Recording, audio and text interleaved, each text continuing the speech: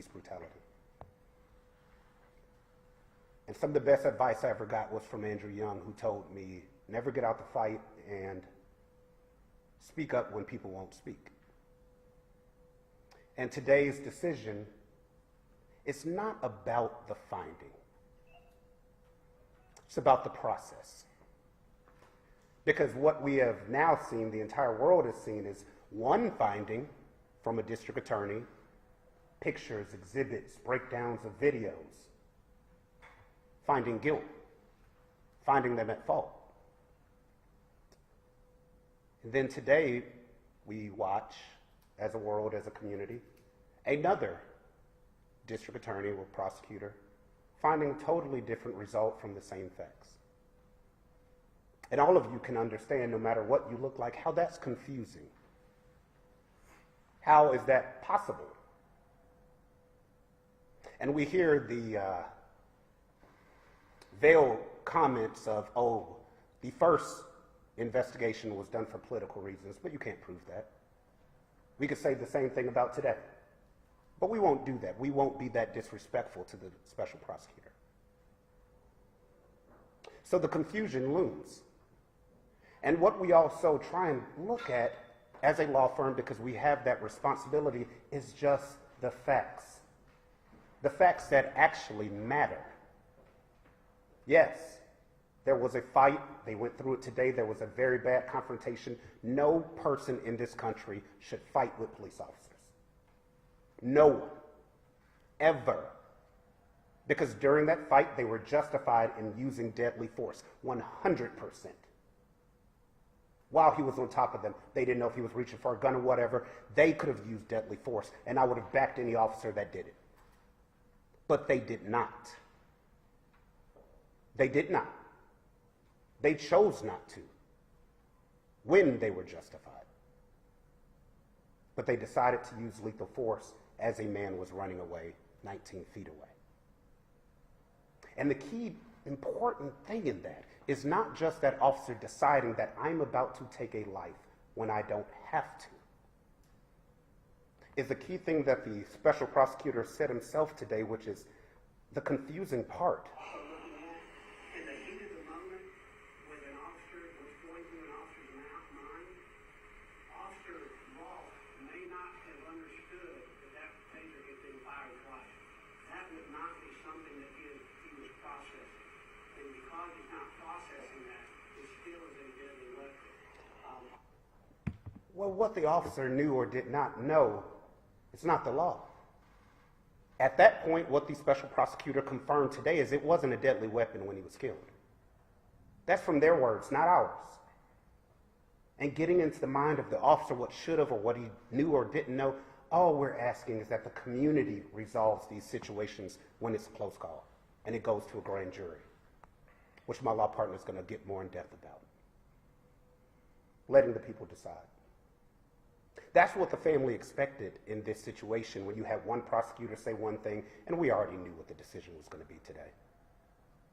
And letting the people decide it. So was it wrong? Yes. Did he have to take his life? No. At the point that he fired the weapon, was he immediately in danger for his life of something that is argued about? Is it deadly? Is it not? What if it was mace? Could he have killed him then? So we're heartbroken,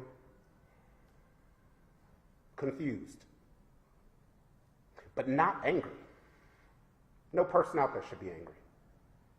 This isn't a time for unrest or division. This isn't a time to accuse every officer out there of being a bad cop, because that's just not true.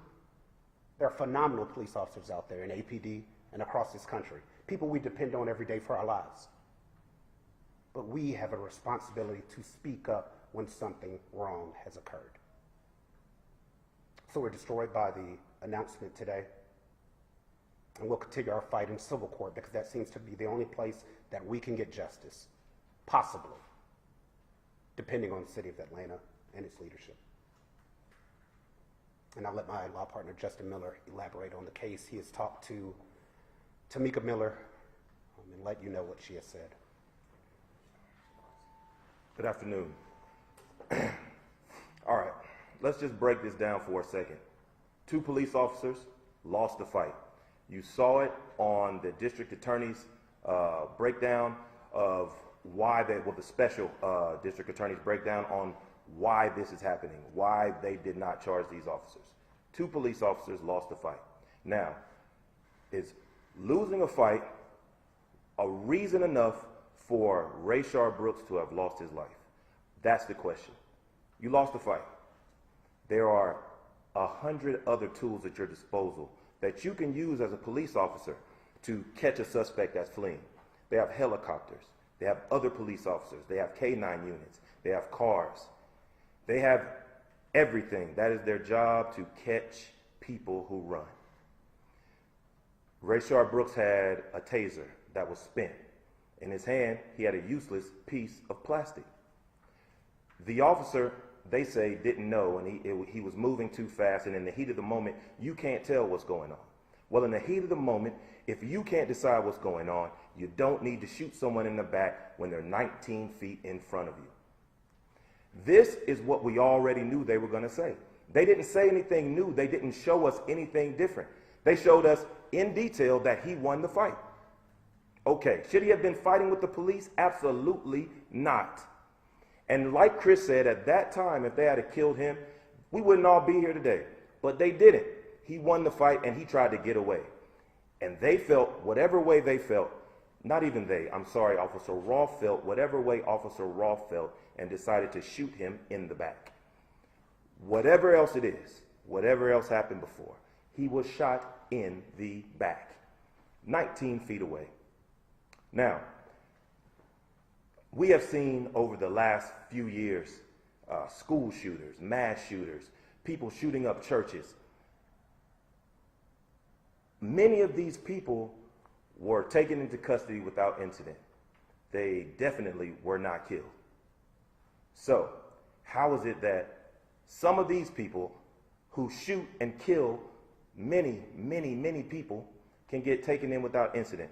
But Rayshard Brooks, who beat up 2 police officers, which is bad, we all know that is bad, who is running down Metropolitan Avenue, they went into his toxicology report. They said he had this in the system and that in the system and that in the system, and we'll talk about that in a second. But you have a guy who you're saying is drunk, he's on drugs, and he's running away from you.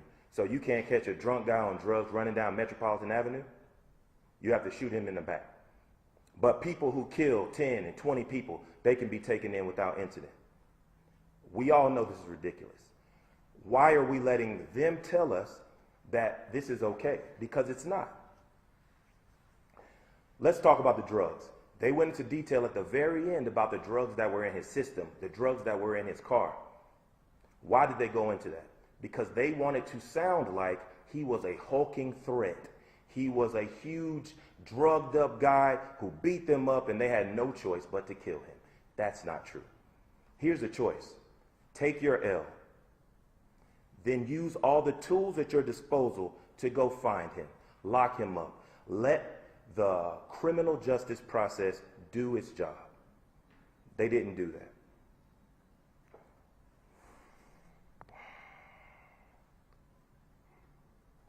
A jury should decide this case. That's the bottom line. Not 6 people who we don't know who they are. They were asked a question earlier. Were there any black people in this decision-making process? Now, the answer to that question surprised me because, not because I didn't know, because there were no black people, but because I didn't know who the other 4 people were. So, were they a representative jury of Fulton County? Were they a jury of Officer Rolfe's peers? A jury of people like Rayshard Brooks? Absolutely not. And when it's that close to call, right? We've been here for 2 years. They have been deciding if they're going to prosecute this for 2 years. When it's that close to call, you let a jury decide. That's why we have a jury system in America.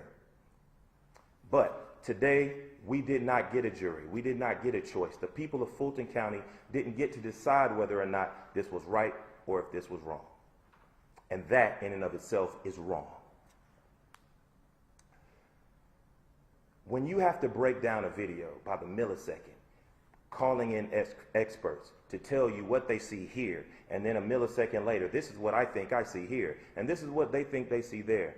That is the precise reason you need a jury and a trial, and that's why we have this system where you can go in and you can present your evidence, and the other side can present their evidence, and then a jury makes a decision as to what the truth is. But in this case, that didn't happen, and we don't know exactly why that didn't happen. You know, the only thing we can go on is what they said. And what they said is that they took all of the information they had, and this is the decision they made. Respectfully, a jury should decide this case. Rayshard Brooks was absolutely in the wrong. Absolutely in the wrong. He should not have been drinking. He should not have fought those police officers. None of that should have happened. He should have been in jail. He should not be dead. I spoke to his wife today. His wife, they have lovely, beautiful young daughters. He has a son that's a little bit older. I spoke to her today, and she was in tears. She could barely talk to me. And people will say, well, this man was on drugs, and this man was drunk, and that doesn't matter. This woman lost a husband. These children lost a father, and that's important. And I think sometimes we get into the millisecond of who did what, who took this, and not this family lost a father and they deserve a jury trial. The children deserve to be able to see it. The mother deserves to be able to see it. And now they won't have that choice. They won't have that chance. They were robbed of that chance, and that's unfair. So we understand the process. We are lawyers. We do this every day. We understand the process. We respect Pete. We respect Danny Porter. We respect Fonnie Willis. Everyone involved in this situation. We know them. We respect them. They are good lawyers. We are not saying they are not. However, in this situation, we believe that they got it wrong because a Fulton County jury will not have the opportunity to hear this case. And that's a travesty of justice. Thank you. Brief questions. Did the family know ahead of time today that there would be a decision and what the decision was going to be? Were they informed by them? No, they were, as Pete stated, invited to talk to the prosecutor today, an hour beforehand, to discuss, or I guess to hear his findings. And Ms. Miller is not in a condition to hear that, as we were pretty aware of what the findings were going to be. I think everybody kind of was, with the case being the way it's been. And so, no, we weren't aware. And let me say this as well. We tried to find out what this would be, what they would be saying to her, because we didn't want her in a position where she had to hear it the first time like we all heard it the first time. Imagine if that was you. But they wouldn't give us that information, so, you know, today was a really bad day for her. How did she find out? Did she watch the press conference? Did you guys tell her? How was the information relayed to her? I wasn't able to find out because she was not in a condition to talk about that. What would you say to the city of Atlanta tonight? Because we know sometimes things get out of hand and violence occurs. Do you expect that to happen, or what would you say to Atlanta tonight? The same thing we say in every situation. I mean, we've handled Walter Scott, Alton Sterling, George Floyd, Ahmaud Arbery. The list goes on and on. Chase Sherman. I mean, unrest doesn't fix it. What's breaking a window going to do? What's blocking traffic going to actually fix? You may let loose some energy or whatever it is, but you might get arrested. Now your life is derailed. Now your mom's upset. Now you're hurt. How you fix it is by deciding and making sure that you vote for the right person that's going to uphold justice in situations whenever there's an election, and also making sure your voice is heard. Whenever these situations happen, people are upset. People care about George Floyd. People care about Rayshard Brooks for a little bit, and then you let it go. Or you let yourself get polarized into anti-cop, pro-black people, anti-black people. What are you doing? Every black person isn't a criminal. Every cop isn't evil. When you let yourself get put in these stupid little categories, then you're separated and nobody wants to listen. Reforms happen all the time. You just have to push for them. You have to make sure that you're speaking up and saying you want the reforms to happen. What was happening in the city of Atlanta with the reforms to use of force, things like that, were phenomenal. Good officers want good rules. They want to be accused of things that didn't happen. So, no, violence and unrest does not solve anything. Support the family. How did you feel about this press conference? It kind of felt like it played out as if it was a trial, almost of Rayshard Brooks. It's ridiculous.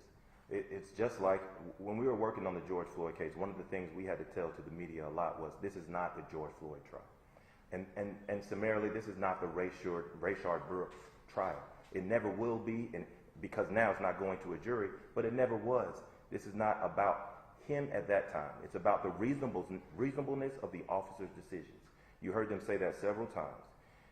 And the reasonableness of their decision to shoot him in the back after they lost the fight and he's 19 feet away is ridiculous. That's not reasonable. And the trial you saw today, I mean, we saw that trial 2 years ago with former District Attorney Paul Howard. He had a full breakdown and video and pictures and all that, and it was a different decision. So we just saw the other half of what we saw a couple years ago. Mr. Scalatis was asked if he thought that there was a racial element to this situation, and he said he didn't believe there was. Do you agree with him? I do not agree with him, right?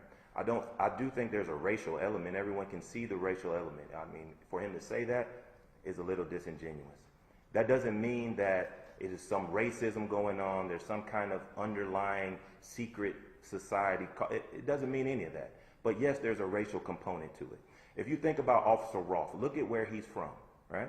Has Officer Rolfe ever been on Metropolitan Avenue before he started being a police officer? Probably not. Had he ever met anyone like Rayshard Brooks before? Probably not. So there's a racial element every time you send an officer who is not trained, who is not familiar with the community, who's never taking a butt whooping into a community where these things might happen, right? There's a racial element. There's an undertone. It's there. But that doesn't mean, and we're not saying that this was caused by some type of racial animus. We're not saying that at all. But everyone sees the racial element that's present. Yeah, I think what he was, asked directly is was the motivation directly for race. And, we've been examining the case. We have the civil case. We haven't found any evidence of Officer Rolfe being a racist or anything like that from what we've seen so far. So, same comment that he had. What's the progression of the civil case? Where are you? How is that going to proceed now that this has happened? Well, luckily, the criminal cases and the civil cases are totally different. Different standards, different rules, things of that nature. We've tried to talk to the city multiple times about resolving the situation to no avail. So we'll just keep pushing. And if that actually gets to a jury trial, then people will see the truth. Yeah, this is a good thing. The civil part of it is great because the standard is different. The burden is different. So we're going to get to present our case. Officer Rolfe is going to have to talk. And he's going to have to talk about what he perceived and what he witnessed. What they talked about a lot was his perception and these officers' perception, and it's in the heat of the moment and their perception, right? So we're going to get to talk to them about what their perception was. Did you know how many times he fired the taser? What did you think about this? What were you thinking at this particular time? What did you think when you pulled the trigger and he was 19 feet away from you? We get to ask them all those questions. So we're looking forward to this part of the process because there will be no other part of the process, a criminal part, because there's no jury trial. Thank y'all.